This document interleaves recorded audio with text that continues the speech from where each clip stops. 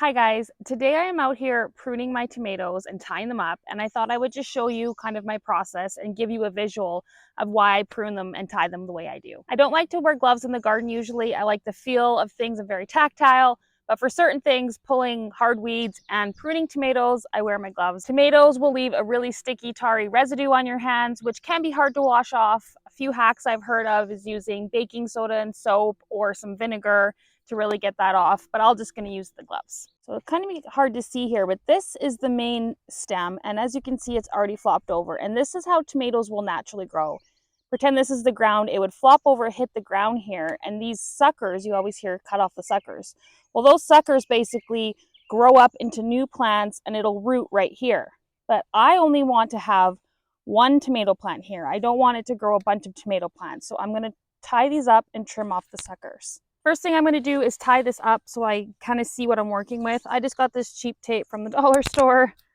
Give it a good rip. And then the base is right here, so I'm going to try to tie it straight up.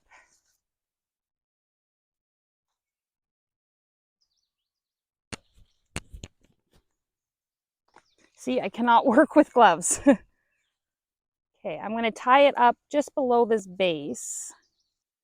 Now, it may look like these are kind of growing in the wrong direction, but they will right themselves.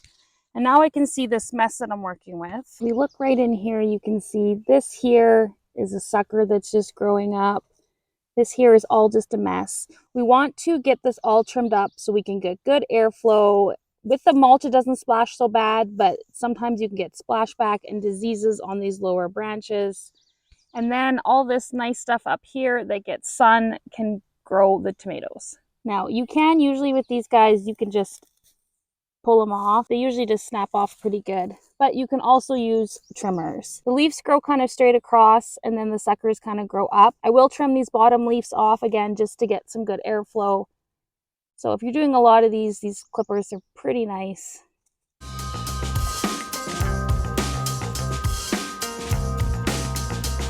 So now we have all of those suckers gone. We've just got the top up here, and I did leave some leaves on, of course, so it can photosynthesize and grow more. And now the real fun will begin as I do both of these rows of tomatoes. They probably should have been done a week or two ago. But as you know, everything gets behind in the spring. Here's a little before shot. You can see how bushy they all are, and these ones I haven't even tied up yet. So we'll go ahead and get these guys going.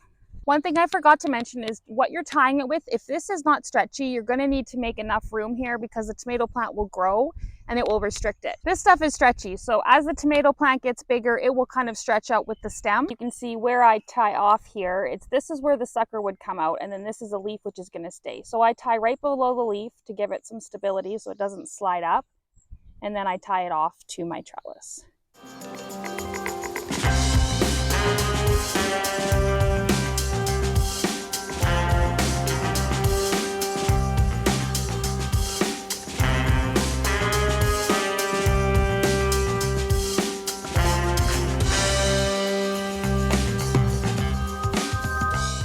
See all the carnage in the aisle row there, but things have been cleaned up a lot more. You can see through. Gonna get lots of airflow, and now all of these tops, you can see I'm already getting some flowers. We're gonna get a nice batch of tomatoes this year. If I didn't want to do any pruning, I would space these 5 feet apart, put some big tomato cages in there, and then all of those is just gonna bush out and grow lots and lots of tomatoes. But I want to grow a lot of different varieties in a smaller area. So I put them really close together, prune them up. So just one stem is going to lead up and grow me the tomatoes. So while it can seem kind of weird to be cutting off parts of your tomato plant that are going to grow tomatoes, really, I have 5 tomato plants in the space where I could have 1 because I want to grow more varieties and really utilize that vertical space. And another note is these are all indeterminate tomatoes. So that means they're just going to keep growing and growing like a vine and producing all season long. So I'm not worried that cutting off these extra parts of tomato is going to give me less tomatoes, like say for a determinate tomato plant where they only are going to grow a certain amount. So now I'm just going to string up another line for my other tomatoes, tie them up, trim them up, and then they should be good for another couple of weeks. But again, being an indeterminate tomato, I'm going to have to constantly be picking off those suckers down below because they will still try to grow all season. Thank you so much for watching, and we'll see you next time. Bye.